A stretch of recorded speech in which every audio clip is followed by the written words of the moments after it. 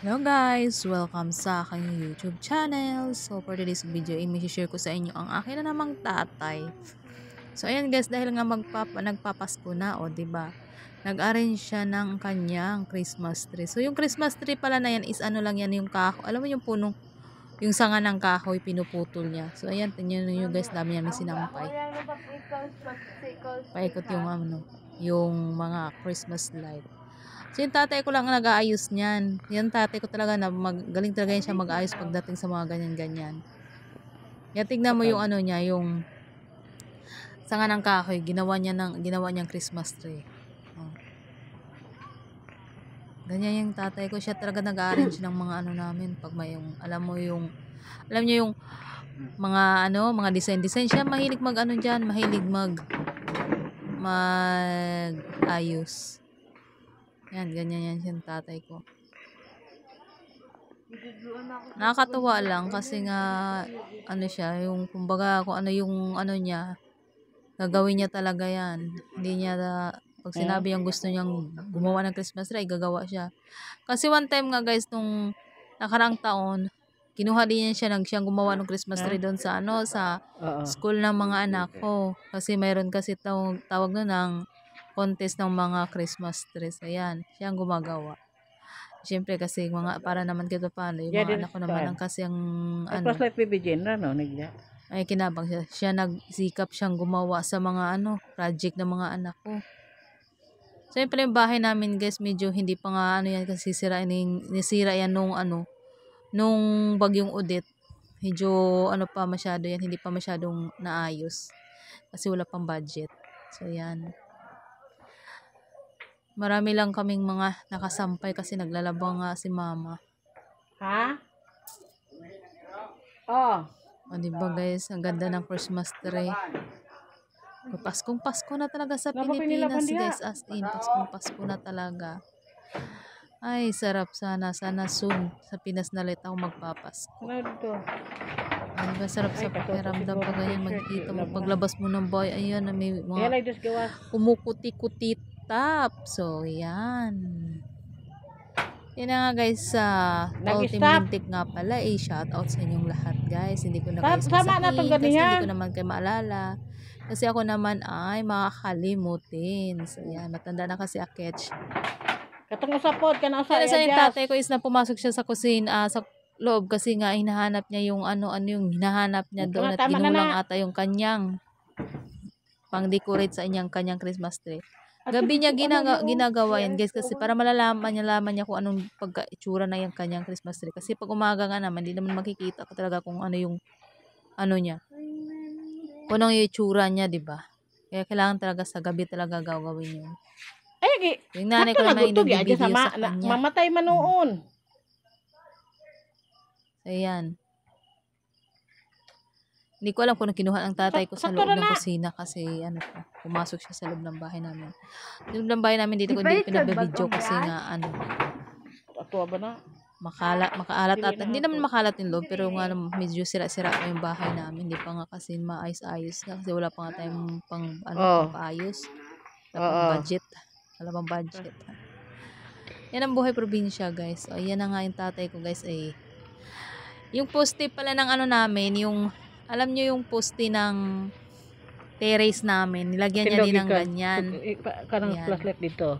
And then yan, bukod dun sa Christmas tree na ginagawa niya, nilagyan niya din ng yung poste namin. Nilagyan din namin ng so yun lang guys, hindi nyo lang makita yung papa ko kasi nga madilim.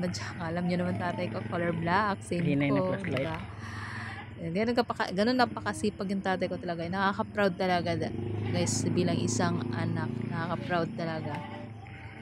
Kaya kung anong hinihiling ng tatay ko pag basta lang kaya ko lang binibigay ko kasi deserve niya yun na matanggap kung ano yung gusto.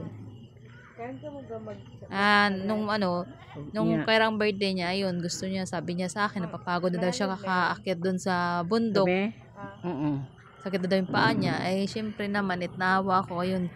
Syempre, hindi naman natin kayang mag-cash ng motor. Di inutangan ko na lang. At sa awa naman ng Diyos, natapos ko na rin yung regalo ko sa kanya na motor. So, yan. Kasi yung yun na nga yung niya, di ba? Talagang napakano niya, inaayos niya talaga yung kanyang Christmas tree. Ayan. Pag yan ang tatay ko talaga pag nagre-request, basta mayroon lang ako at kayang-kaya lang sa bulsa, yun binibigay ko. Kasi, ano lang naman yan eh, kung saan siya masaya, abay, bibigay natin, di ba? Gano'n naman talaga tayong mga anak. Basta maging masaya lang ang mga magulang natin, sige, go lang. So, ang libangan ng aking tatay ay pag-aalaga ng mga baboy. Yung baga nagbabayansil siya ng baboy. Bibili siya ng baboy, tapos pag yung litsunin na baboy, tapos mga 1 buwan niya lang alagaan, tapos bibenta 2 niya na. minutes na ni Baby Ganon siya Jane. Radal na nagbabayansil sigod. siya ng baboy. Minsan naman doon kami nabili yun sa mga tito namin, kasi nga yung mga tito namin is hindi naman masyadong mahal 2 minutes magbigay. na no. Kumbaga, ano lang, presyong kapatid lang, ganon. Kasi mga So yun na nga guys, birthday pala ng tatay ko guys. So ang ginawa ko naman guys is wala naman talaga kaming handa kasi wala namang pera si Akets. So ayan. So ang ginawa ko, hindi niya kasi alam na may ano kami sa kanya, mayroon kaming gift sa kanya, pero hindi naman ganong kalaki yan. Sa akin lang, maging masaya lang siya, ayos na maging ano lang yung pangangatawan niya, lagi lang siyang malusog lang yan. So ganyan yung tatay ko pag yan, no, sumasayaw, tuwang-tuwa na yan siya. Hindi niya alam na meron pala kaming nilagay diyan sa loob ng cake, kasi first time niya kasing gumawa ng ganyan. Kasi nga sobrang mahal kasi yung unang gift ko sa kanya, motor kasi, tsaka hindi ko naman talaga yun cash yung motor. Kumbaga kumbaga hulugan. Kaya ngayon, yan. Yan ang hindi niya alam kung habang nag-abublo siya sa candle sa cake niya is nandiyan kami, kausap ko naman siya. Kasi medyo napapaluha lang din ako kasi nakikita ko na sobrang saya ng tatay ko na hindi niya ma-expect. Tingnan mo, binunot niya. Ngayon, hindi niya nabunot at naputol nga yung naputol ata. So, ayan, binunot niya, guys. So, ayan na yung tinulungan pa nga kasi nga ayun. Di ba? So, yan yung gift ko sa kanya, yan. Yan yung gift namin sa kanya. So, yan. So, maliit lang yan, guys, kasi nga naman, hindi naman tayo mayaman. At saka, wala naman tayong pera pang talaga. So, ayan, di ba? Nakakatuwa tignan pa ganyan yung tatay niyo na alam mo ba yung niya, yung saya niya hanggang, di mo ma-explain yung saya niya talaga, as in, guys. Talagang maano ka sa kanya, sobrang saya niya.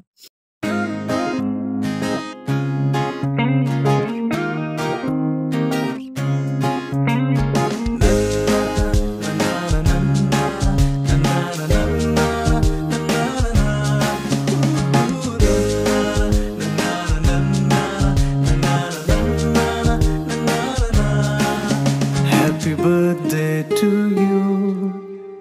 Happy birthday to you. Happy birthday, dear Papa. Happy birthday to you. Happy birthday to you. Happy birthday to you. Happy birthday, dear Papa. Happy birthday to you. So, yun na nga guys. So, sobrang tuwa ng aking tatay guys. Sayaw siya ng sayaw. So, ayan. Sobrang tuwa niya kasi mapambili na naman daw siya ng baboy. So, ayan na nga. So, di ba? Sobrang nakakasarap sa pakiramdam pag yung ganyan ng tatay mo is natutuwa sa konting regalo mo lang. So, yan lang guys. Thank you so much for watching. Please subscribe to my YouTube channel. Pakiclick na rin ang notification bell para updated kayo sa aking mga bagong upload na video. Thank you so much guys, and ultimately, shoutout. God bless you all. Bye-bye!